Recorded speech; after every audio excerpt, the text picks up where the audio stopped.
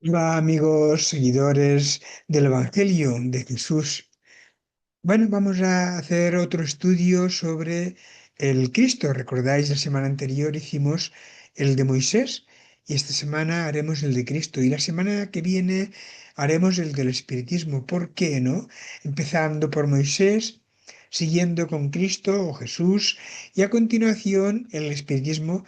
Pero bueno, ahora hablaremos a medida que vayamos estudiando y analizando. Empezaremos como siempre por el libro de episodios diarios de Joan de Ángeles, que a todos nos encanta y nos maravilla. Bueno, capítulo 25 del libro de episodios diarios, necesario y dispensable. El consumismo actual responde por muchos problemas. Las industrias de lo superfluo presentan en el mercado de lo fútil un sinnúmero de productos innecesarios que aturden a los individuos.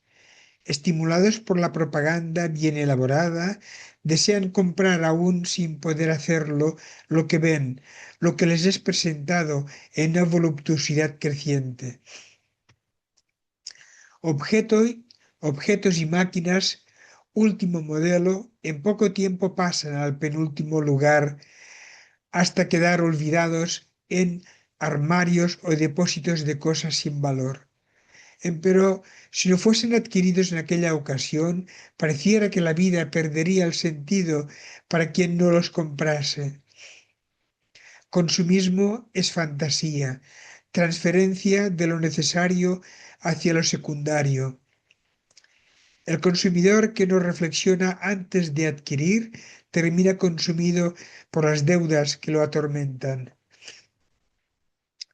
Mucha gente hace compras como un mecanismo de evasión.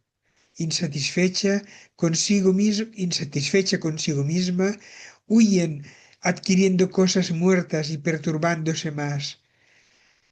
En cuanto un gran número de individuos se ahogan en el océano de lo superfluo, multitudes no poseen lo indispensable para llevar una vida digna.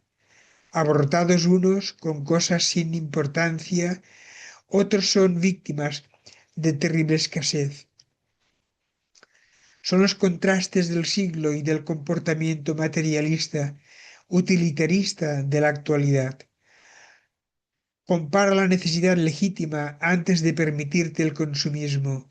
Las cosas exteriores no solucionan los estados íntimos, distraen la atención por un momento sin que operen una real modificación interior. Cuando el exceso llegue hasta ti, repártelo con la escasez que te rodea. Controla y dirige tu voluntad a fin de no ser una víctima más del tormento consumista.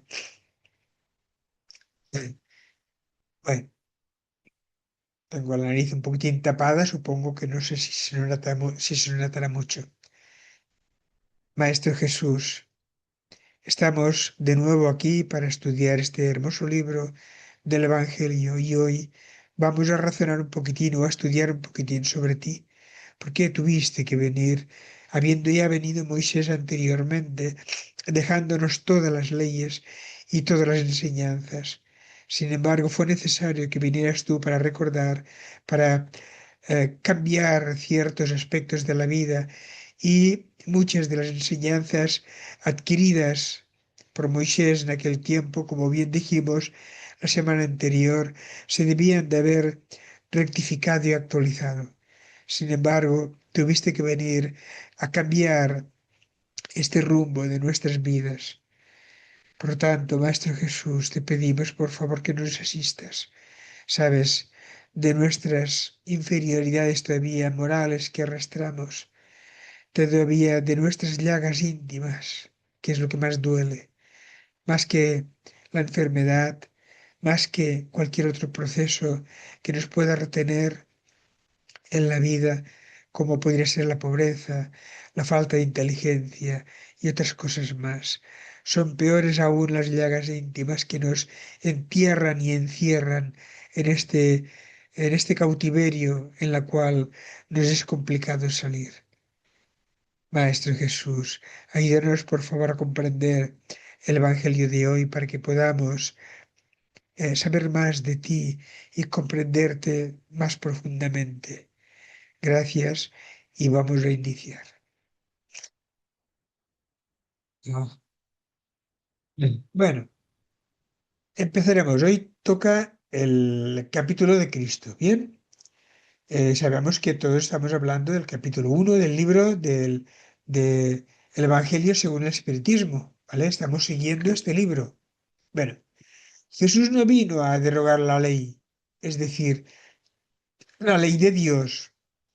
Vino a darle cumplimiento, esto es, a desarrollarla, a darle su verdadero sentido y adecuarla al grado de adelanto de los hombres. Bueno, y podemos preguntar, ¿Jesús vino a cambiar ciertas cosas? Porque Jesús en verdad estuvo hablando del amor, del perdón, cosa que Moisés no habló ni del amor, ni habló del perdón.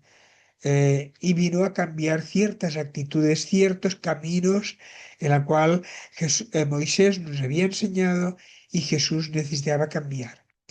Si la multitud de las personas, si la humanidad, si la sociedad hubiésemos cogido los 10 mandamientos de la ley de Dios psicografiado por Moisés, no en una libreta, sino en la tabla de piedra de la ley, según se dice, el mundo se salvaría, no haría falta nada más. Simplemente con el motivo de amar a Dios por sobre todas las cosas. Esto ya significa que no hace falta que amemos más a la materia, que amemos más a las cosas que poseemos y que tenemos antes que amar a Dios. Por tanto, no seríamos materialistas ni egoístas. Perdón, pero hoy no me encuentro muy bien. Pero bueno, lo superaremos. Entonces, llamar al prójimo como a uno mismo. Si estos 2 mandamientos actualmente la gente los pusiera en práctica, no haría falta nada más. Porque no habrían guerras, porque amar al prójimo como a uno mismo no es, bueno, pues no tengo que respetar al prójimo, tengo que amarlo, y por lo tanto las guerras se fulminarían, se terminarían. Vamos a continuar. En cuanto a las leyes de Moisés propiamente dichas, por el contrario, Jesús las modificó profundamente, tanto en el fondo como en la forma. Jesús las modificó. Sabemos que los 10 mandamientos son irreversibles, no hay por qué cambiar nada.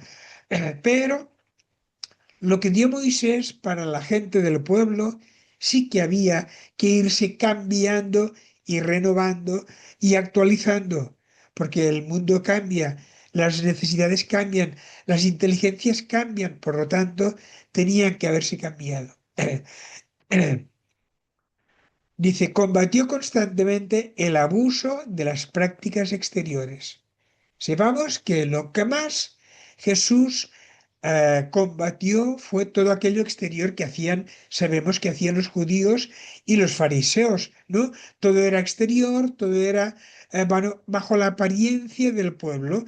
Parecía que hacían grandes oraciones, grandes, yo qué sé, grandes hablarías, hablaban un montón y sin embargo, a la hora de la verdad, por dentro estaban tan sucios como, como los sepulcros, ¿no? Como bien nos dice Jesús. Y vino a cambiar todo este sistema y las falsas interpretaciones, de modo que no podía hacer que esas leyes sufrieran una reforma más radical que mediante su reducción a estas palabras. Amar a Dios por sobre todas las cosas y al prójimo como a sí mismo. Bueno, aquí vemos una gran diferencia, ¿no? Amar a Dios sobre todas las cosas, muy bien, significaría amar a Dios por encima del dinero, por encima de todos los demás, ¿no? No apegarnos a los bienes materiales, pero añade, y al prójimo como a sí mismo. La pregunta está, ¿por qué no dijo Jesús, amarás al prójimo y ya está?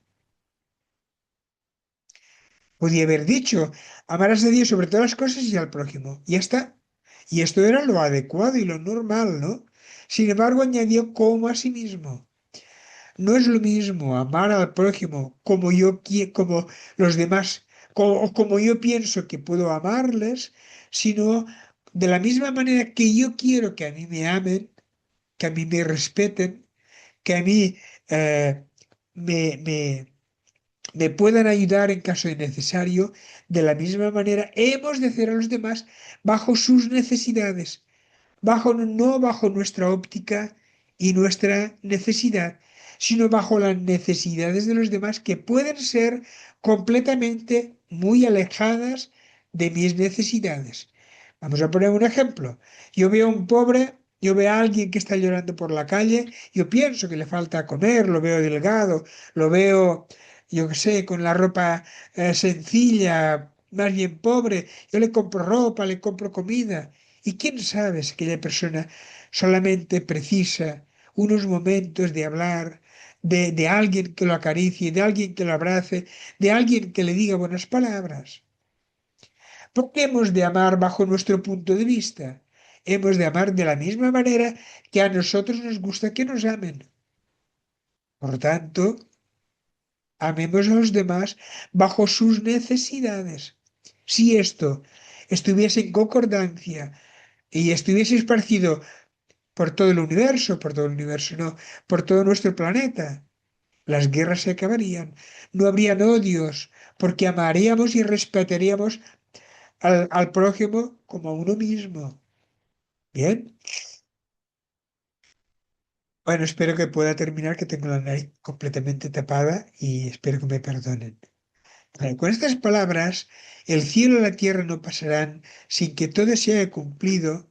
Bien, con estas palabras, que el cielo y la tierra no pasarán, por lo tanto, no avanzaremos, no llegaremos a un lugar más maravilloso que donde estamos hasta que todo se haya cumplido.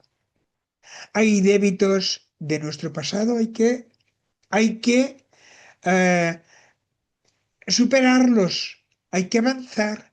Para avanzar hay que expiar y resolver los problemas que tenemos de reencarnaciones anteriores. No podemos pensar que en la próxima reencarnación, porque estamos haciendo el Evangelio, porque estamos ya estudiando el Evangelio y somos buenas personas, nos vamos a pensar que en la próxima reencarnación vamos a ir a un planeta superior o a una ciudad espiritual superior. No, porque aún quedan muchos débitos que resolver de de nuestras propias faltas, de reencarnaciones anteriores. Bien, eh, Jesús quiso decir que era preciso que la ley de Dios recibiera cumplimiento, es decir, que fuese practicada en la tierra en toda su pureza, con todo su desarrollo y todas sus consecuencias. No nos habla simplemente de ser buenos. Mi madre siempre me decía, hijo mío, ser bueno solamente has de ser bueno una vez, porque dos veces, perdone que os diga, soy catalán, y la palabra bueno en catalán se llama bo.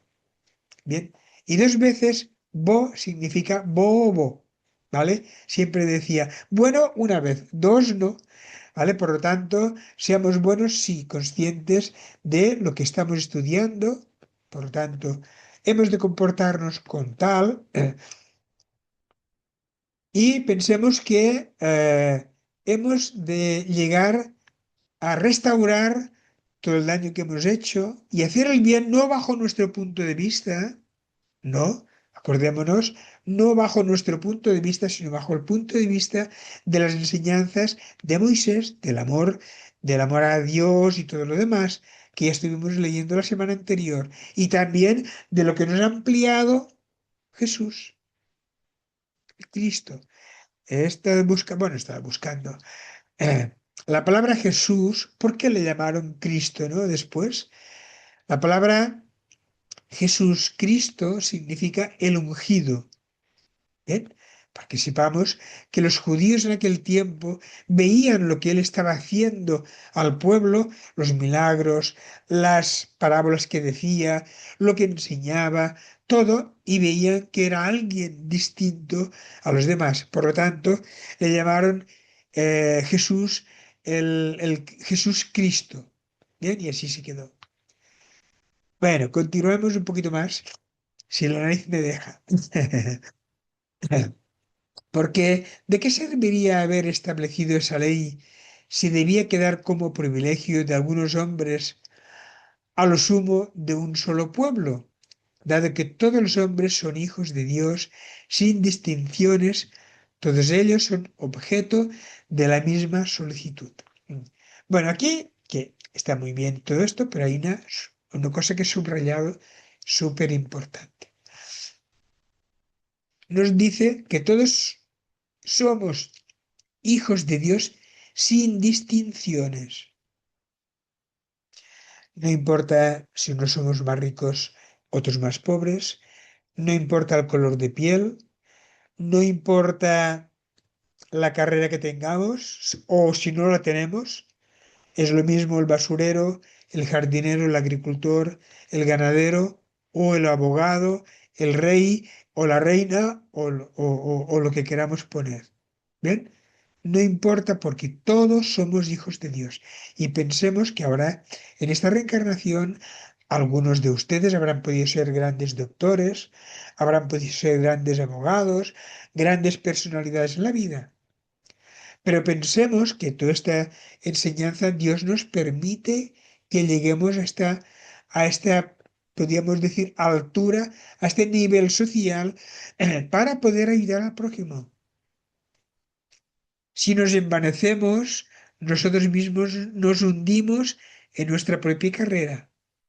Bien, recordemos que a veces podemos pedir que nosotros mismos en próximas reencarnaciones no tengamos sabiduría y tengamos de las dificultades o el problema, sí, problema de la pobreza, de falta de dinero y de falta de recursos. ¿Ven? Continuamos. Recordemos que todos, absolutamente todos, somos hermanos e hijos de un mismo Dios. Todos. Podemos decir, y aquellos que son malos, que hacen, todos somos hijos de Dios. Unos más maduros, otros más verdes, unos más antiguos, otros menos antiguos, unos que han avanzado más bajo su esfuerzo personal, otros, bueno, ya, ahora que estoy aquí, voy a vivir bien. ¿No? Bueno, pues la tranquilidad lleva a una falta de evolución espiritual. Estamos aquí para evolucionar, no estamos aquí para ser grandes personalidades y dejar huella para que los que vengan detrás digan, qué rico era, cuánta gente tenía trabajando para él, sino que diga, qué humilde era, qué buena persona era. Esto es lo que vale. Esto es lo que mira Dios de nosotros y los espíritus buenos y también alguien muy importante, nuestro guía personal. Ay, el día que desencarne me encantaría abrazarlo, porque se ha portado tan bien conmigo y con nosotros todos. Están llevando una gran lucha y un gran trabajo para que nos superemos todos los días. Esto es de admirar. Seguimos. Pero el rol de Jesús no fue simplemente el de un legislador moralista, sin más autoridad que su palabra. Él vino a cumplir las profecías que anunciaron su llegada. Sabemos que habían muchas profecías por los profetas anteriores antes del de Jesús que anunciaron que vendría el Mesías, anunciaron por dónde pasaría, los problemas que tendría, bueno, muchas de las cosas que si queréis un día os lo puedo buscar y ahí en la Biblia, ¿no?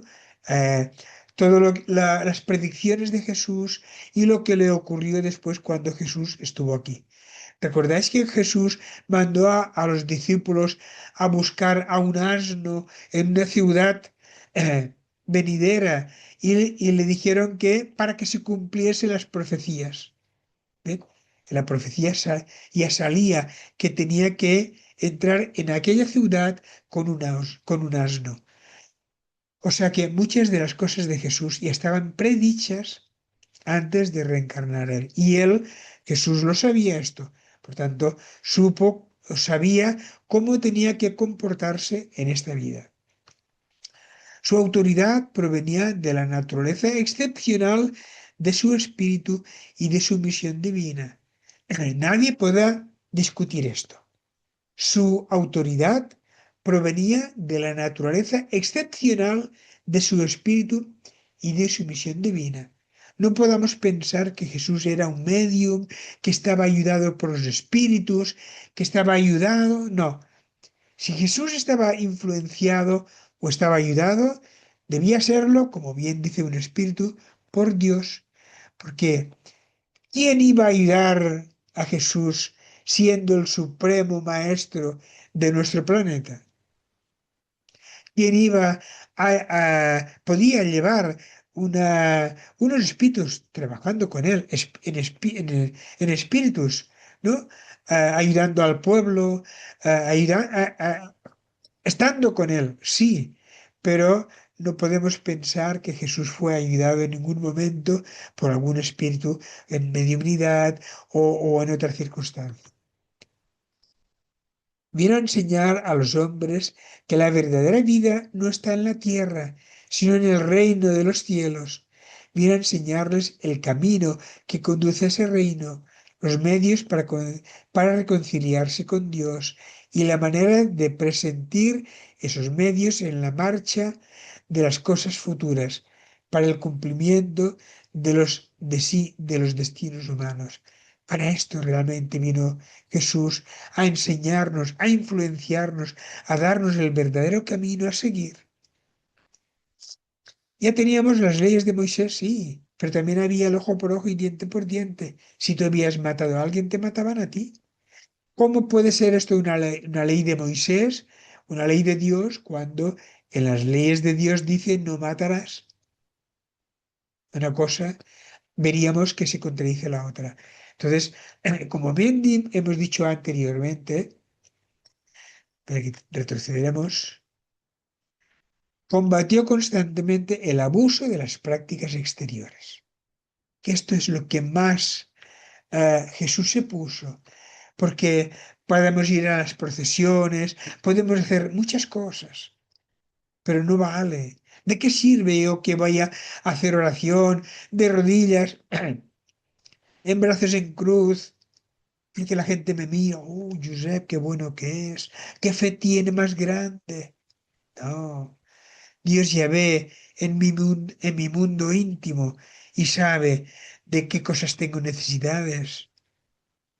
Y la fe que yo tengo en Él y en el porvenir y en como enseña Jesús.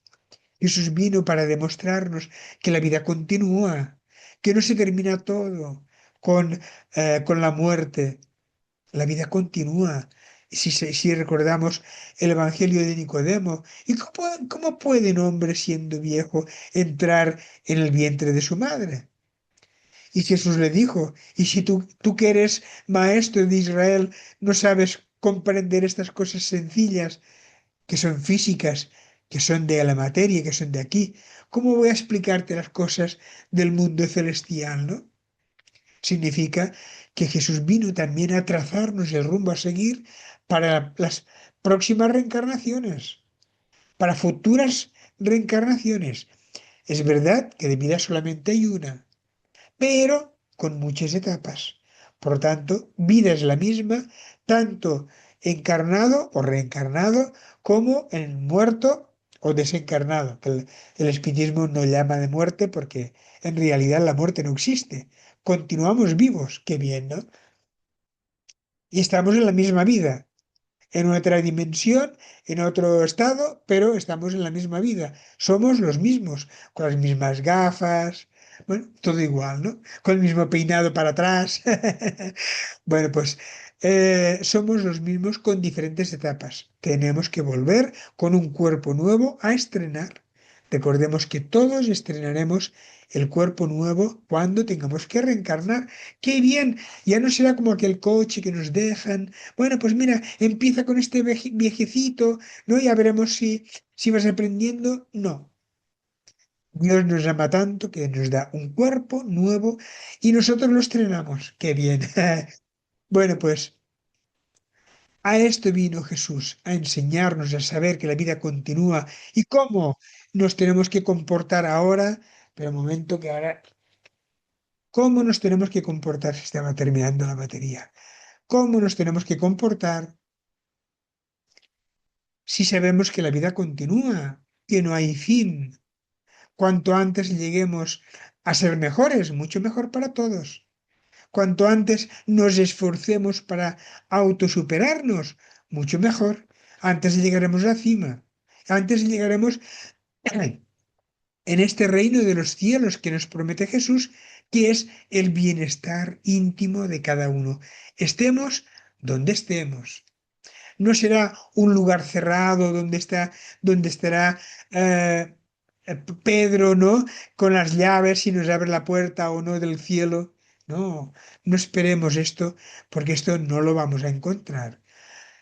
Será un estado emocional que donde estemos, en la ciudad espiritual donde cada uno de nosotros pertenece, estará en consecuencia con sus vibraciones. Por lo tanto, en este reino celestial que nosotros nos habremos ganado. ¿Vale? Venga, seguimos, que creo que aún queda una diapositiva más, que estoy leyendo sin compartir. Sin embargo, no lo dijo todo y sobre muchos puntos se limitó a presentar el germen de verdades que, según él mismo declaró, aún no podía ser comprendidas. Sabemos que en aquel tiempo Jesús habló mucho con parábolas y podemos decir, ¿por qué no habló claramente a las personas y lo habríamos entendido? Porque Jesús sabía que la gente no estaba preparada para recibir aquellas enseñanzas. Sí, Nicodemo, que era un doctor de la ley, con estudios, sabiendo, y encima era judío, que sabía sobre la reencarnación, ¿cómo le fue a preguntar y cómo un hombre puede nacer de nuevo, ¿no? Siendo viejo ya, siendo anciano, ¿cómo puede entrar de nuevo en el vientre de su madre y nacer de nuevo? Jesús sabía de estas grandes dificultades de la humanidad. Por esto hablo mucho en parábolas, que las parábolas son estas metáforas que Jesús enseñaba, ¿no? ¿Y para qué todo esto, no? Para que sabía que aquel que tenía oídos para oír y ojos para ver pudiera meditar sobre aquellas enseñanzas. ¿Y qué significa esto? ¿Y por qué Jesús me dice esto? Para mí, no para el mundo, no para los demás, no para que, para que yo sepa, para que yo practique. ¿Qué me enseña Jesús para que yo practique? ¿Vale? Habló acerca de todo, pero en términos relativamente explícitos. Para captar el sentido oculto de determinadas palabras de Jesús, era preciso que ideas nuevas y nuevos conocimientos vinieran a aportar la clave, y esas ideas no podían venir antes de que el espíritu humano alcanzara cierto grado de madurez. Han tenido que pasar más de 2000 años para que nosotros lleguemos a comprender un poquitín a Jesús. Y ahora podríamos decir gracias al espiritismo, porque de lo contrario, si nos cerramos con diferentes religiones, nos quedamos enclaustrados en una idea que es impuesta. Sí o sí hay que aceptar aquella enseñanza y aquella idea. Sin embargo, el espiritismo nos abre este abanico tan enormemente grande para que nosotros podamos entender y razonar. Por esto se dice que el espiritismo es de razonamiento, de razonar todas las enseñanzas y comprender todo lo que ocurrió en el tiempo de Jesús y todo lo que nos enseñó Jesús. Bueno, pues creo que ya estamos listos. La semana que viene hablaremos sobre el espiritismo. ¿Por qué vino primero Moisés, los profetas, después Jesús a restablecer y a equilibrar un poquitín todo? Porque se perdía, todo se estaba perdiendo, se estaba yendo todo a, podríamos decir, a exterior, a trabajos exteriores, y no había la lucha y el trabajo íntimo. De todas maneras, siempre han habido aquellas personas que han estudiado y han meditado y profundizado para sí las enseñanzas de Moisés. y seguramente las leyes de Dios. ¿Vale?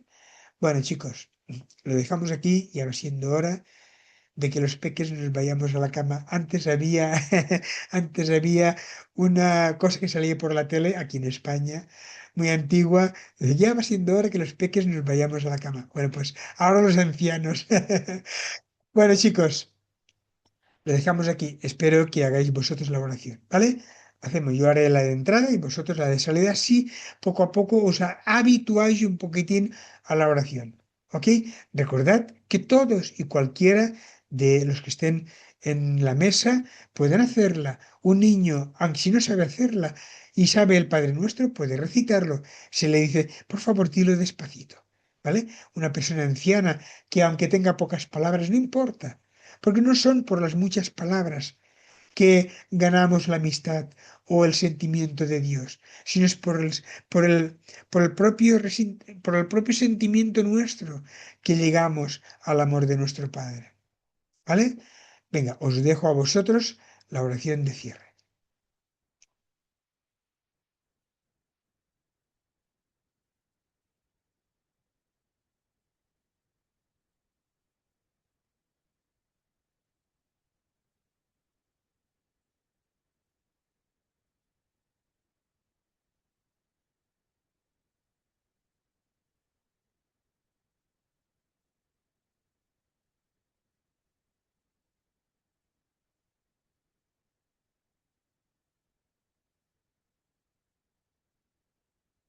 Bueno, chicos, si alguna vez queréis hacer la oración más larga, ponéis en pausa o termináis y ya está.